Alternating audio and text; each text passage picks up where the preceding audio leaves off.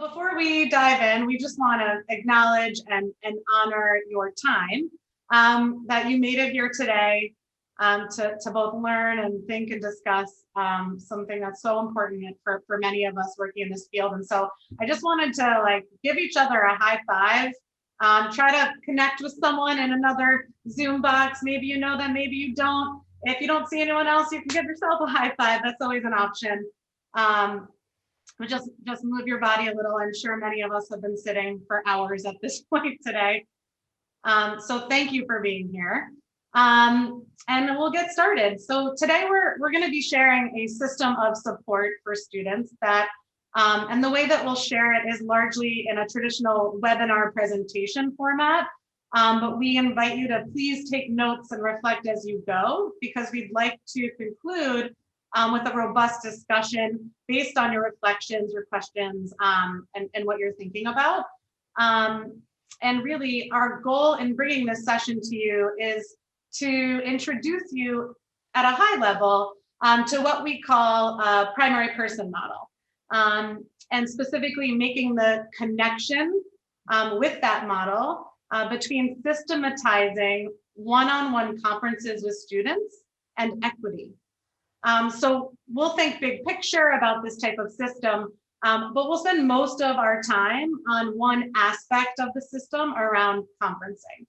And so we'll consider how using the same protocol consistently across one community might foster equity and ultimately support student independence and self-efficacy. So I'm going to hand it off to Jeff to get that rolling. Great. Can you go to the next slide? Thank you. All right. So one of the questions we want to dive right into is, what does it look like to provide a student with effective academic conferencing and support? And so we're going to start with a video and sort of assert a vision of what it can look like to provide students with this effective academic support. Christy, can you go to the next slide? So the context for the video is, this is part of what we call a primary person system, where each student is assigned to an adult in the building who's responsible for knowing them well and supporting them. And in this case, the primary person is the social worker at the school and playing the role of the student's advisor. They've been meeting weekly to discuss the student's progress with their courses. And the student's important context to know for the video that the student is taking regular brick and mortar courses, but also an online economics course that's called Odyssey. And they'll reference that a few times. And so that's what they're discussing. And it's an online economics course that he needs to complete to earn a credit.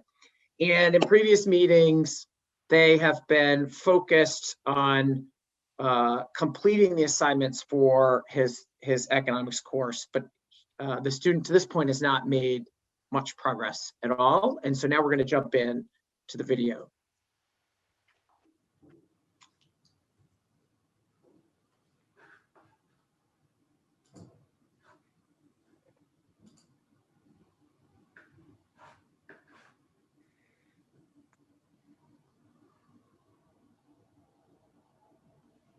So let's zoom back into Odyssey, right? Because that's the goal. That's what you've been focusing on.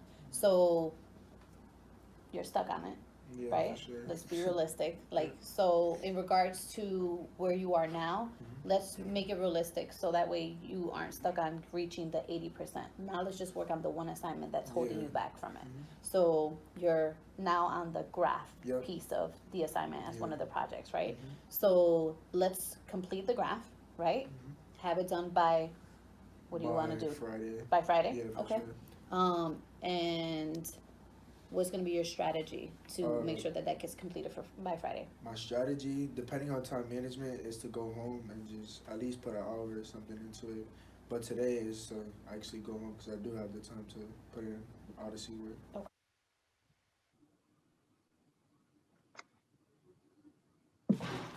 Good morning, Ms. Ramos. Good morning, Leo. How you doing? I'm good. How about you? I'm okay. So we talked about your goal yesterday, right? Yeah. What you got for me? So today I brought you the finished graph, which has the numbers on it, and I chose my apparel, which was I'm gonna be doing clothes and shoes or whatever, and from there I just have to get all the demographics and Nice. everything. Yes. Yep. See. Okay. So now I gotta do next step. my next step will be the explaining part, which explains the supply and demand graph. So And that is gonna be. that's gonna be done tomorrow. Okay. So Yeah. we'll check in tomorrow, and this will be done. This complete assignment. Yeah, that's gonna be done. Look at you, grow. All right.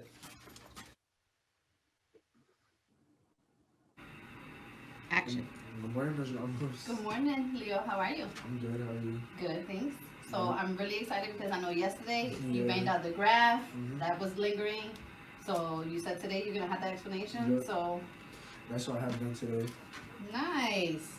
Well, so what I did yesterday, I took like an hour out of my day Mhm. and did a little bit explaining the graph and just trying to get the numbers right on the supply and demand graph. Okay. Yeah. Look at you. See? And then Mhm. so come Monday. Monday, I'm gonna make a next goal for a different assignment. Nice. Look at that. See? Progress. Yeah. Baby steps. All right. On to Monday. Have a good weekend.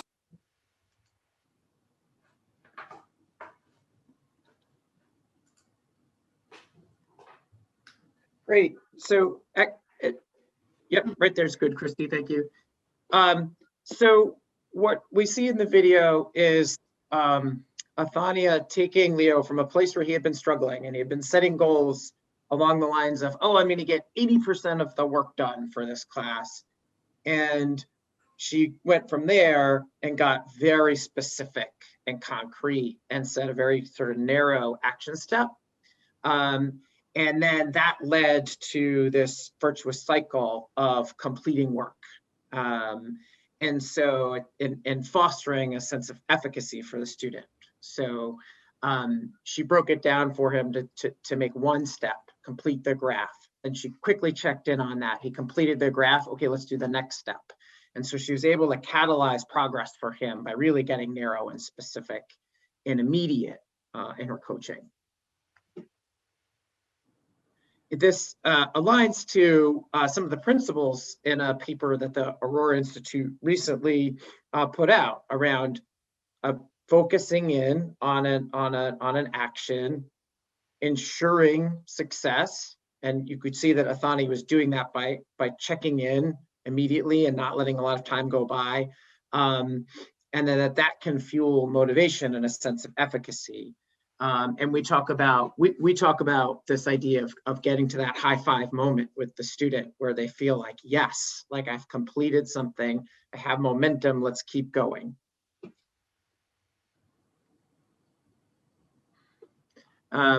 So to foster this sense of self-efficacy, a sense of agency, we talk with schools about consistently using a conferencing structure and being a warm demander and being warm demanding in your conferencing with students, and then getting to know them well and differentiating strategically based on their needs.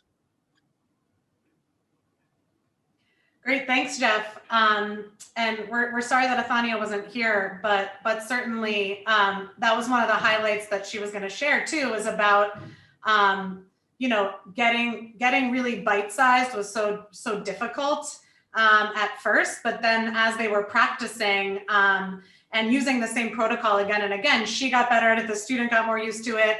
And that's really part of the system that's being set up at the school. So we'd like to zoom out a bit now and consider how we might systematize the type of academic support that we see here with Athania and Leo.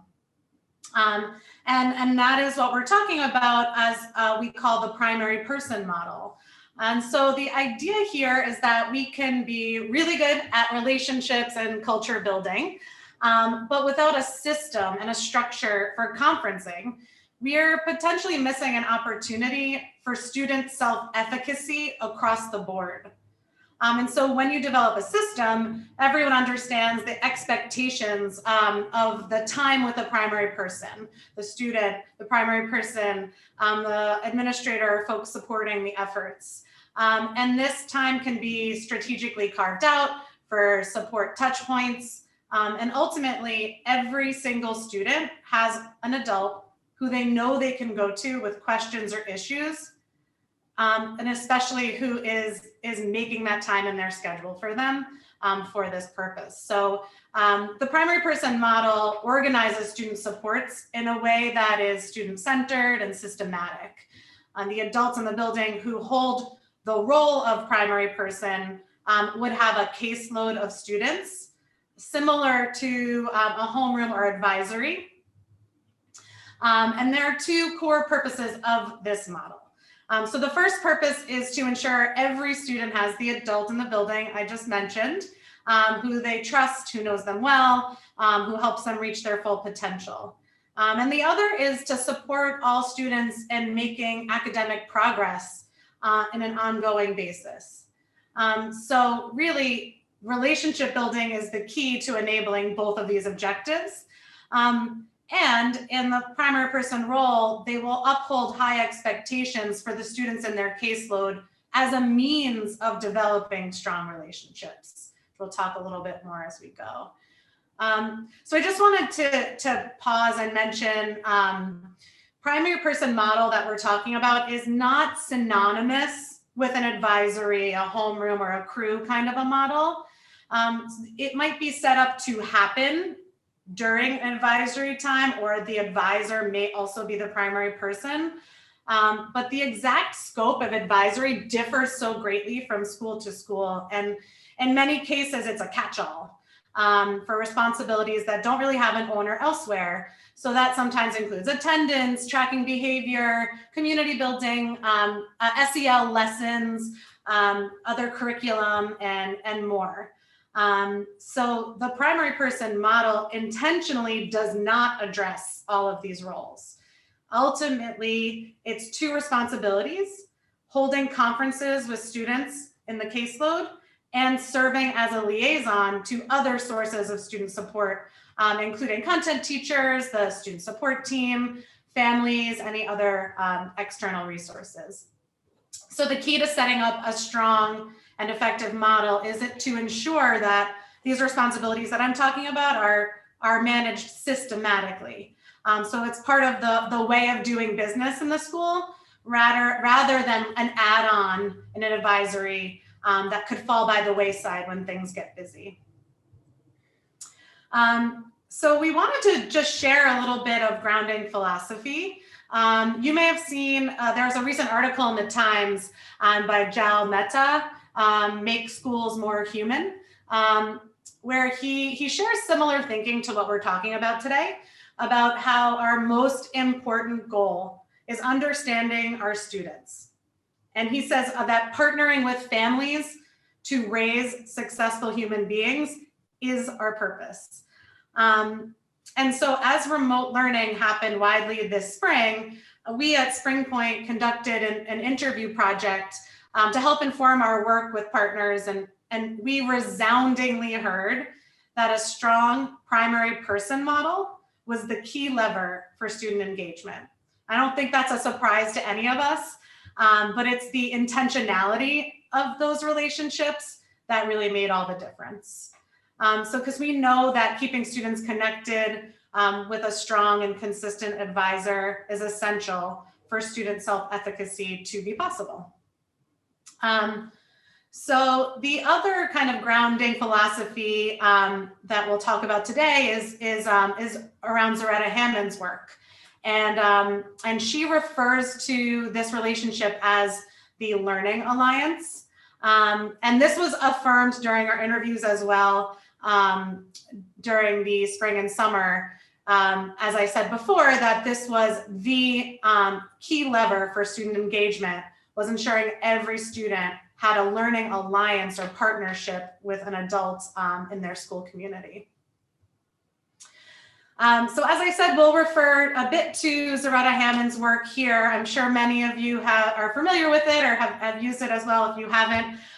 This is the 30-second version. So, you know, please, I'll do respect. She's been a grounding philosophy for this work for sure. So in her text on culturally responsive teaching and the brain, she begins with a quotation from Rita Pierson that you see on the screen. That is that every child deserves a champion, an adult who will never give up on them, who understands the power of connection and insists they become the best they could possibly be. And more often than not, these relationships are not guaranteed. So Hammond supposes that we can create the structures and systems to guarantee every child has that champion. And so we ask today, and we ask in our work with schools, what if we can guarantee that strong relationships aren't by chance because of that magical advisor or mentor the student happens to cross paths with? And so Hammond argues that to make sure that it's not by chance, we can learn how to become warm demanders. And she draws conclusions about the kind of mindsets and actions we need to adopt as adults in order to get students to this place of independent learning and self-efficacy. And so the warm demanding approach that she describes is about someone who explicitly focuses on building rapport and trust in order to earn the right to have the kind of high standards that help students to really, within their zone of proximal development, achieve their goals. And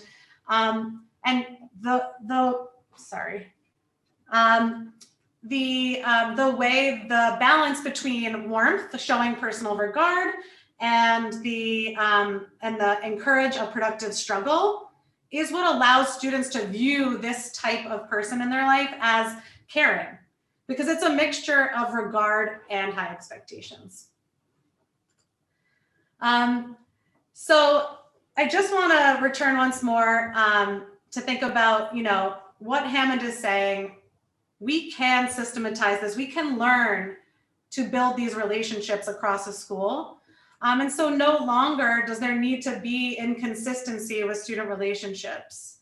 Instead, with a primary person model, a system of relationship building, it's really crystal clear to students and teachers what their roles are. And then they experience that cycle of self-efficacy that Jeff shared with you earlier.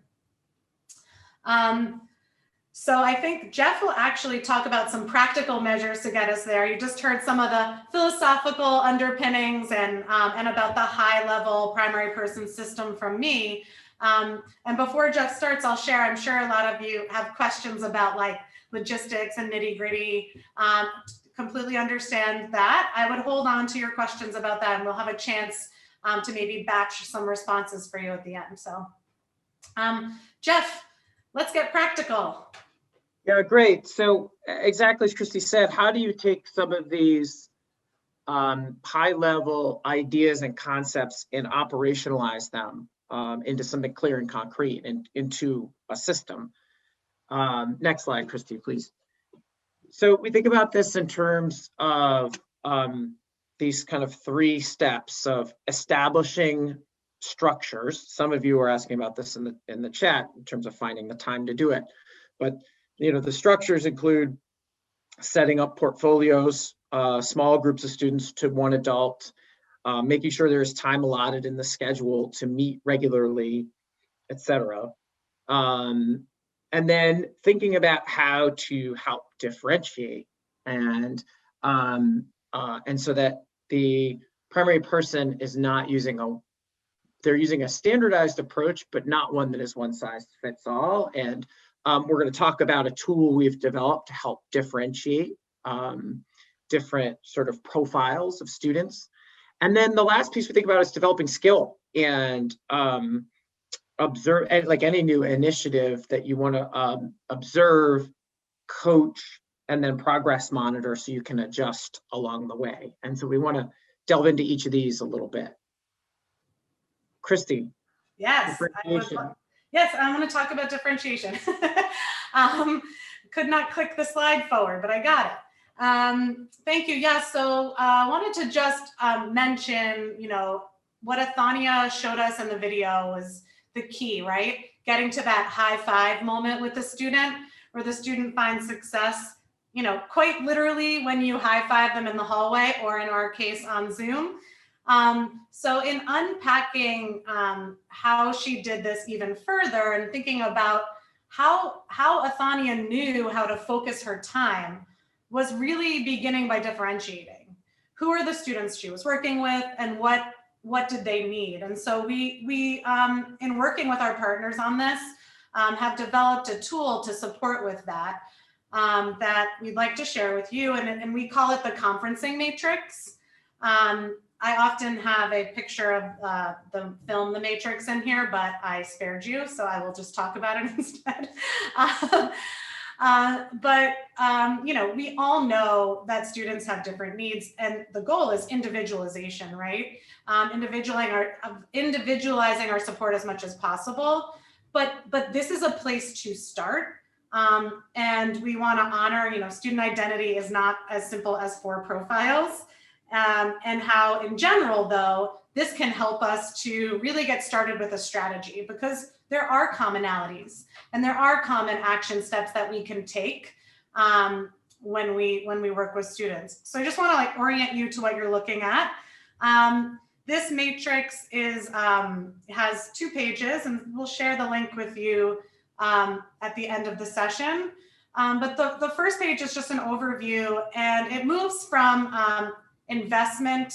So if you start from the left, it's high investment and low success. To the right, high investment and high success. And then it moves around the axis in that way. So I just wanted to mention what we mean by investment. This has come up a lot in remote learning. A lot of times folks say like, oh, they're not invested. And then we have to like back up and think, what does investment look like? What does it mean to be invested? And really, there are a lot of students right now who might be responding to text messages or showing up occasionally. That is a glimmer of investment. That's like an in with a student, right? So a student who is showing any level of investment, we have a lot of moves that we can make to help them start to build towards those high five moments. So a primary person like Athania will think about her caseload and ask herself where they are on this matrix, and that directs her for, you know, who to work with, how to work with them. And then if you specifically zoom in to, let's take the high investment, low success quadrant, the upper left quadrant, we lay out some common action steps to support students who are engaged but not finding academic success in this case. So this is the quadrant of students we suggest spending the most of this type of conferencing with, because you have that in with them, they're showing up. And we can get them some small cycles of goal setting with these types of action steps, right? So we suggest like really starting with quick tacticals, even 3-minute daily huddles with bite-sized action steps. And Athania really showed that. She slowed down. They were working on one graphic organizer for one course, instead of that like really tempting laundry list that we can want to, like, I have the student with me, I'm going to tell them every single thing that they owe, and they're going to go off with this massive list, right? It's about like really finding that in of something the student can be successful with. And so you find those and you fuel those quick wins with frequent check-ins. And then after some successes, you can build towards less frequent meetings. That might be, the goal may get a little larger, but still trying to keep it narrow and achievable within like a short amount of time. So this is the way we would think about it. First, we zoom out with our matrix, and then we decide like, okay, who's where, who are we working with? And then we zoom in and consider the action steps for that particular student. And we've found like, of course there's students who fit in 2 places, and we pull action steps from different parts of the matrix, but it's been really helpful to support the primary person in differentiation. So Jeff, will you dive in to share a bit more about what this kind of a conference looks like and how people do it? Absolutely. So one of the things that we have grappled with and engaged with school leaders and teachers on is how to create a standardized format or a template to approach a conference so that a school can have a common language around what it should look like, so that leaders can coach teachers, advisors, the primary person on how to do it. And how to balance having enough of a structure, but also enabling some flexibility too. And also how to do this in a realistic amount of time. Because, you know, we've seen a lot of examples where the primary person is trying really hard to spend time with a student, but the conference is taking an hour, and that's not always or ordinarily replicable. So we're trying to find something that was a structure that everyone could collaborate around, and that was flexible, and that was you know, short enough that you could do it regularly. And so we've created a simple framework for what this might look like. Christy, if you could go to, yeah, thank you. And the essence of it really is in the three sort of middle parts. I mean, it's always going to start with connecting and checking in and maintaining the relationship. And if a student signals that there's something going on that they need to talk about outside of academic progress, the primary person is of course going to adjust and support them in that way. But the core of this is in the sort of three simple phases of zoom in, zoom out, zoom back in. And we tried to articulate in each of these phases some basic prompts that the primary person can ask, so that they're encouraging the student to do the thinking and the heavy lifting. And so part of the job of the primary person is to be asking these questions and then listening and then responding and guiding. And so in the zoom in, there's a reflection on, okay, what was the goal from last time? How'd you do? And, you know, really celebrating if the student made progress, unpacking what enabled that progress, or thinking about if the student didn't make progress, honoring that they're back at the table and they're back at it and they want to keep persisting, and then unpacking what got in their way. Zooming out and thinking about, okay, where are you, student? What are the key data points saying? What should we be working on? And then zooming back in and prioritizing and articulating that bite-sized concrete goal that's right-sized for the student to catalyze that cycle of progress that we saw with Athania, where she zoomed in and said, okay, we're just gonna work on getting this one graph complete, and let's see if we can get you moving, student. Great, and I just want to add one quick thing about the protocol. I think I was an advisor for 15 years, right? Like I would have probably in mid-career been like, don't give me a protocol. I know how to talk to kids. And what I found as I started to design an advisory system as a leader at the school was having the protocol took my voice away and encouraged it to be student-centered, right? So like this consistency for me, I knew exactly what I was saying. And of course, like once you get used to the protocol, you start to, you know, shorthand a little bit, you learn the way around it, but it forced it so like I wasn't doing all the talking. It prompted me to prompt the student. And so I just want to double down on that benefit of having a shared protocol. Thanks, Christy. Mm-hmm. And so within this zoom in, zoom out, zoom back in, one of the critical moves that the primary person needs to make is getting really concrete and narrow and focused. And so we want to show you, we're going to go back to Athania and Leo and show you a moment where Athania gets pretty hands-on and concrete.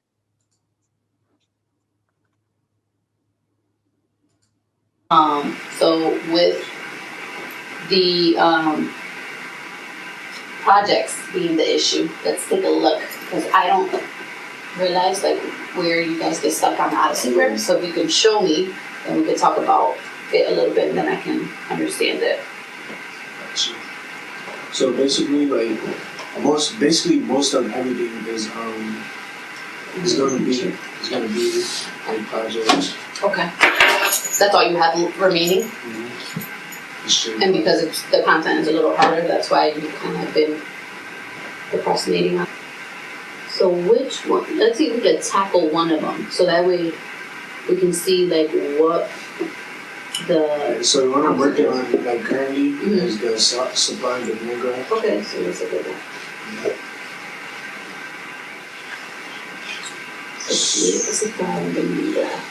So you have to make a graph, choose a product you're familiar with that would be effective, or merchandise it is. Or you could even look at sneakers. Yeah, that's what I was gonna do. That's what I was gonna base this project on, with shoes. Yeah, so you could do, and it doesn't have to be a big graph, because as you see, like this is only 6 gallons, right? You could talk about 5 different pairs of shoes, like the ones who just dropped, right?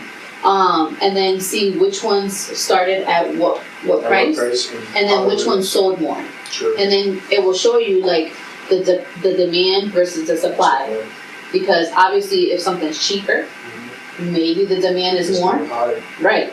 Or maybe like there was too much demand in the beginning, but then they came out too expensive, so therefore they have a overshipment of supply. But that'd be pretty interesting, and then you could just make up.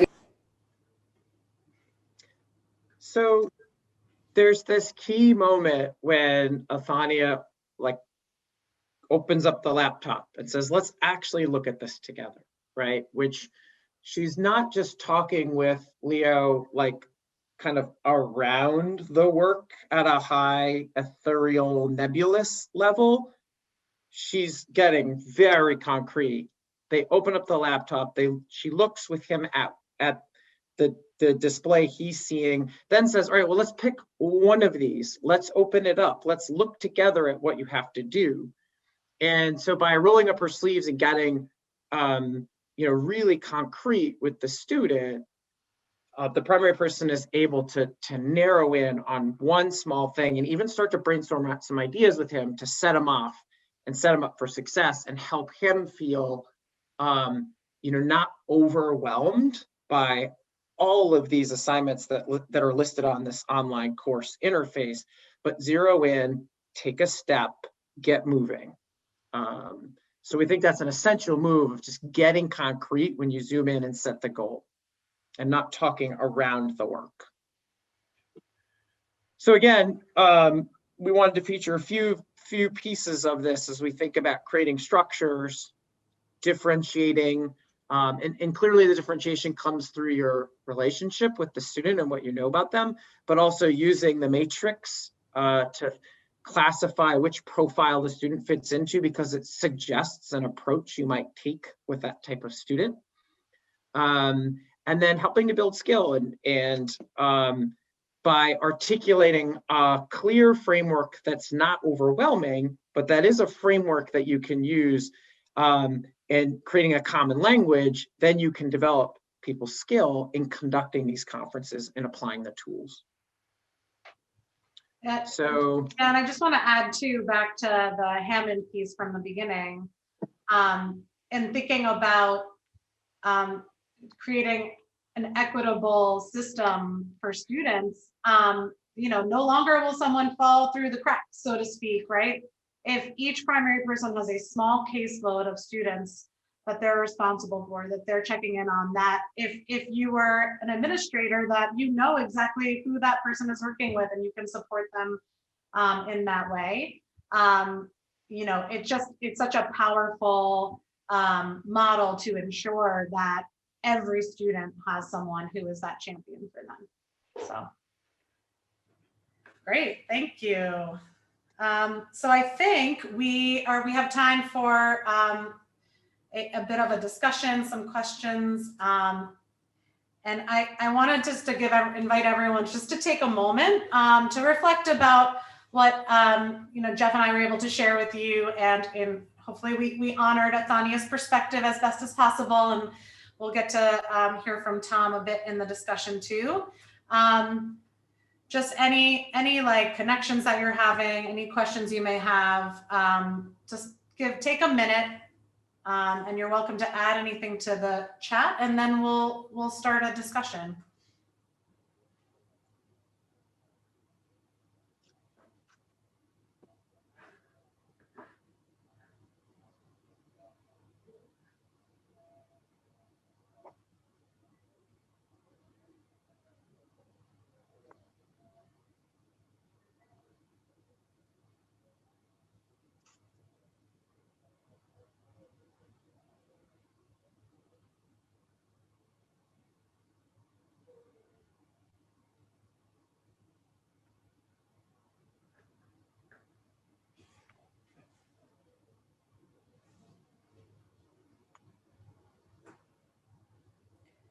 Great. I think we can start by some quick answers to some of the questions.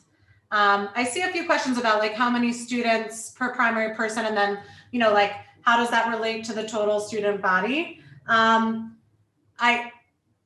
would say every student would have a primary person in the ideal, with a full system that's built out. And that our suggestion is no more than 15 so that it's manageable for that person. I mean, ideally it would be 10. Tom, did you want to share when you were brick and mortar in terms of like, what was your idea for caseloads and how did that work? Sure thing. Welcome everyone. Thank you for having me. I'm sorry Athani couldn't make it today, but I am intrigued with all the interest. But real quick, we have a 10-to-1 ratio, and you know, it's a lot of the points I was keeping up with the questions or the comments, and even prior to Christy and Jeff, you know, it's you were all moving on the right track, at least in my mind. We follow the tenets of positive youth development, with the number one being, you know, building a caring and trusting relationship with youth. And that is key to the success of this model. You know, Athani is a social worker. She's not coming from an academic focus. So she was able to develop that rapport relationship to help Leo, you know, move ahead with academic progress once that had been established. So I think that's actually a great example of that. For us, we're trying to have teachers build those same types of relationships that Athania has as a social worker. You know, as a former classroom teacher myself, those were key. And I think to Christy's point, like, you don't want those to be happenstance. And no matter the size of the program, I know it's tough. I've been in programs before where there's initiative overload, and, you know, where do you find time to do the next new thing?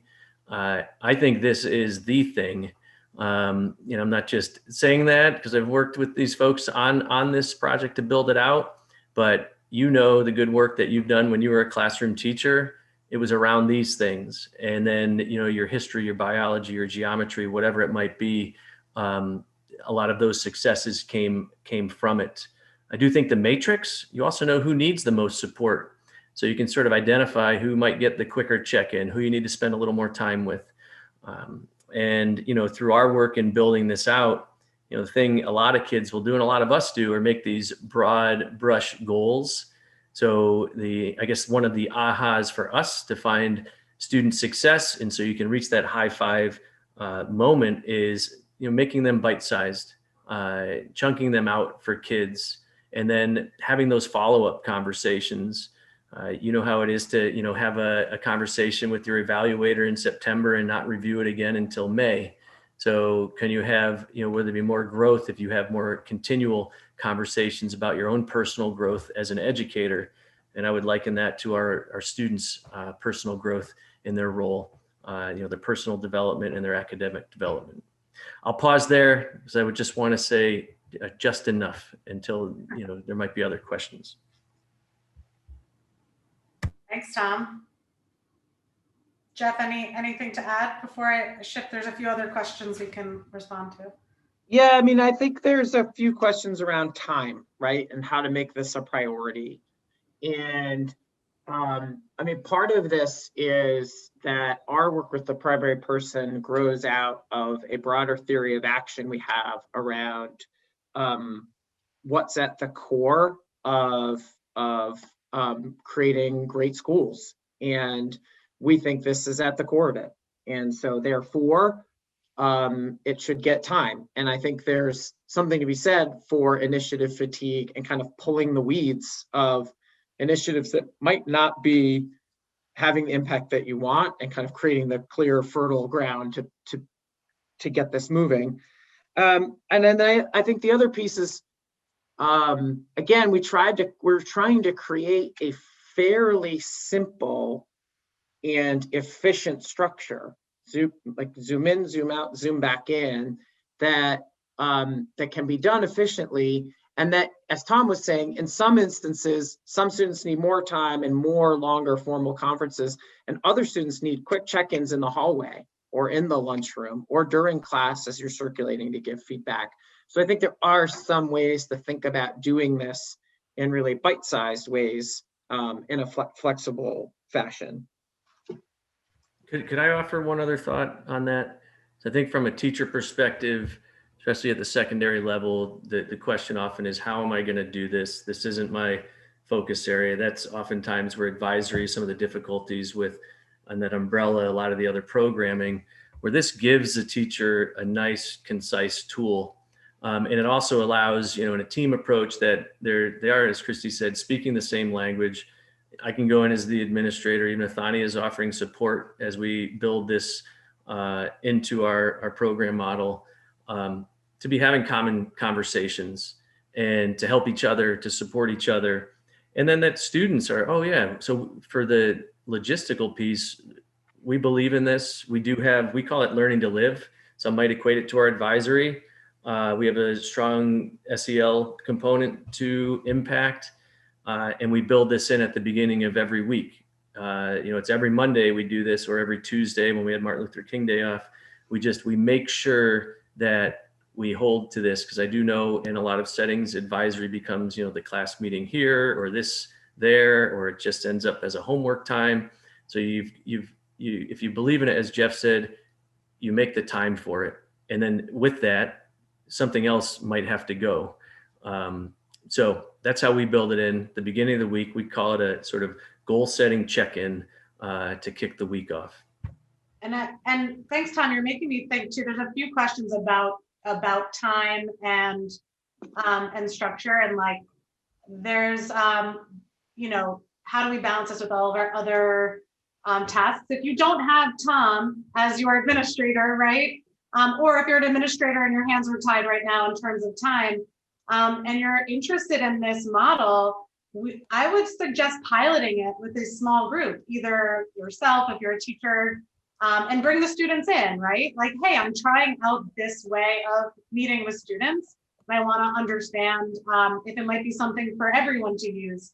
So we have a really, a piloting mindset in the work that we do. And Tom has shown that at his work too. And so starting small and having some proof points to be able to share with others, especially around engagement, right? If there's a student that you work with one student, if you're at the teacher level, and you're able to meet with them again and again and show how this type of engagement with a student improves their outcomes in all the ways, then that's one way to get this kind of work started. So I just wanted to encourage that if you don't have the possibility of the whole system, that there's a lot of ways to start this work with students, or to refine the work you're already doing with them in this way.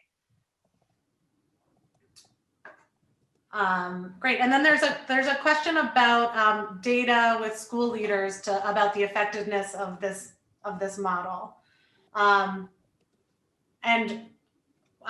we're working on gathering data now. Tom, did you have a reflection about that? Yeah, I mean, to be transparent, I work with a population of students that are disengaged, disconnected, chronically absent, and relationships are key. So, a data point around academic success when it comes to course attainment, Leo, honestly, finishing that, the economics course. So you could look at it from that regard to, a data point, for students, if you're piloting this, in that cohort of students, what is the, academic success rate that they might have because of these these types of conferences that you're having on a weekly basis, especially if the student, I think some of those questions came up, sort of what's the population that might, and I'll be honest with you, especially this year in COVID, the definition of engagement and connection and success, that's one that might be a data point to share with the school leader, as you pilot it. We are in the process of, Christy and I have the opportunity to work with Tom and his school, and also a number of other like-minded schools.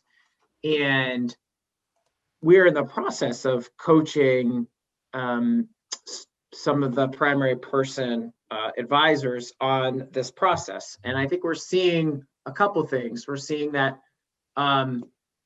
where the primary person is able to zoom in and kind of use this matrix, and in particular, work to get to the high five moment with a student that is high investment, low success, we are seeing upticks in student work completion and attendance in those advisories or primary person groupings where that's happening. And then we have a couple schools who have really approached this in a systematic way with strong fidelity, and we're seeing more across the board, similar upticks of attendance, work completion, course attainment.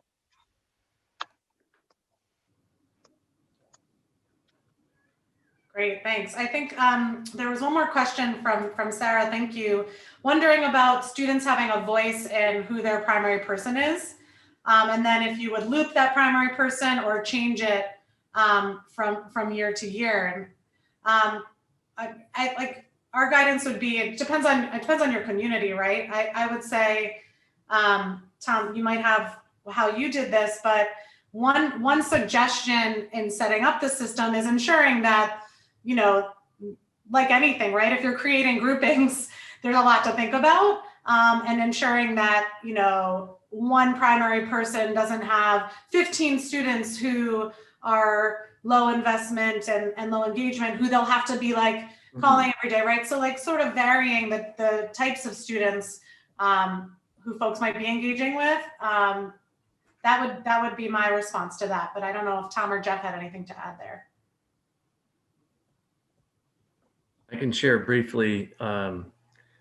We've had that same conversation as far as the looping. We've chosen to loop this year from last year. And part of that reasoning was, and I think Jared brought it up early, was we're coming back from closure with COVID. So we wanted some established relationships among the primary person and the student coming into September this year.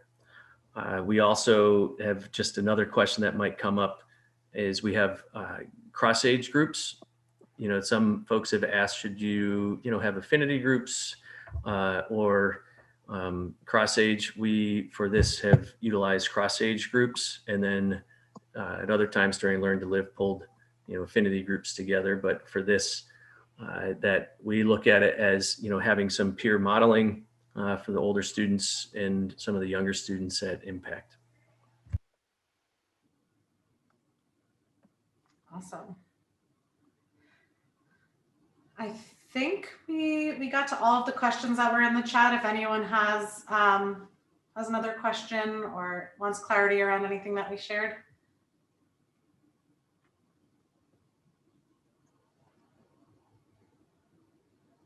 And I have to say too, oh great, there's one more question about the initial communication to a student who has been selected to have a mentor. Like, how do you roll this out if it's not school-wide, right? And this is referenced from before when someone was saying, like, I'd like to try this, but then won't those students feel like they've been singled out? If it's students who are super high need in one area, my instinct is don't just select students who are like really outwardly struggling, right? And open up to conversations with students about if they'd be interested in this type of work if you're piloting. In the spirit of piloting, for me with students, it was always I'm going to try this thing that I think might be really helpful, but I'm not sure. So will you partner with me? Like, I want your input as much as my input on this. And we're just trying it out. So, you know, that is how I would open the conversation, or to a small group of students and say, hey, who's interested in this, depending on your community. Jeff or Tom, anything to add there? We have it across the board, so there's no singling out.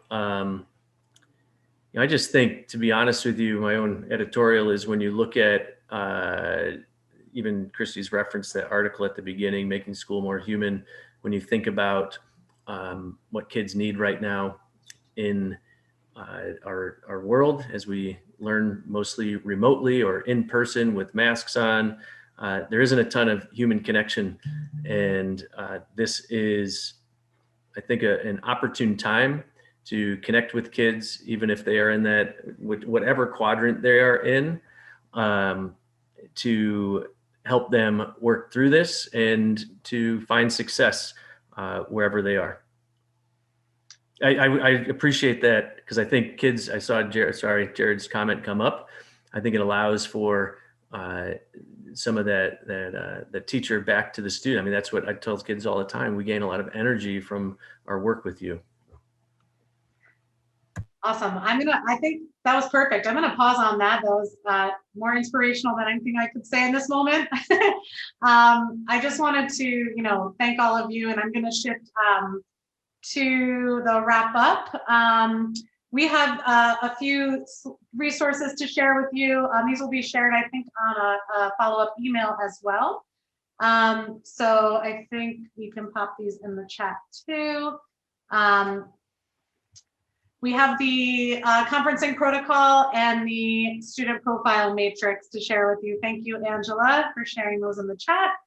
And that is my weird potato chip that I've had at the end of every remote workshop. I don't know why. I hope you enjoy it. So I think, yeah, Natalie, do you want to close it out? Are you good? Yeah, I hope you can hear me now that yes. Wonderful. Thank you so much, Christy, Jeff, and Tom. Thank you for joining us as well. And thank you all who chose to be with us here today. Please join me in the chat box in thanking our presenters for sharing all of this wonderful information with us today. And we really do value your feedback. So if you have just 1 minute, we'd really appreciate you completing our quick 3-question survey. And I just dropped the link into the chat box for you. We'd really appreciate you taking the time to complete that for us today. And next slide, please, Christy, if you don't mind. We do hope that you would consider joining us for future webinars. We have a few lined up, all of which are on our website, and registration is open. You can see the link there on the slide, and we can drop that in the chat box as well. And we hope to see you all soon. And last slide, please, Christy, to close us out today. We hope you will stay connected and visit our website and our resources and join us for future webinars, and reach out to us anytime we can be helpful. Thanks again to our presenters. Thank you all for joining us today. This is being recorded and archived, and we'll be sending out an email within the next few days with the full recording, the slides, and the links to all of these wonderful resources. So thank you all for being with us. Wishing you all well, and take care, and we'll see you soon.